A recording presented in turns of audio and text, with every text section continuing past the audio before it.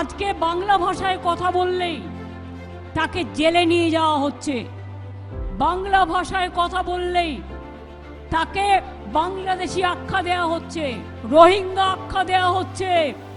আমি তাদের জিজ্ঞেস করব, বিশ্বকবি রবীন্দ্রনাথ ঠাকুর কোন ভাষায় কথা বলতেন? বিদ্রোহী কবি নজরুল ইসলাম কোন ভাষায় কথা বলতেন? বাংলা থেকে নির্বাচিত হয়ে সংসদে গেছিলেন। মনে রাখবেন, বিরসা মুন্ডা বলুন, রঘুনাথ মুর্মু বলুন, এই বাংলার মাটিতে লড়াই করে জিতে এসছে, শিক্ষার আলো জুগিয়েছে। আজকে নেতাজি সুভাষচন্দ্র বসু কোন ভাষায় কথা বলতেন? স্বামী বিবেকানন্দ কোন ভাষায় কথা বলতেন?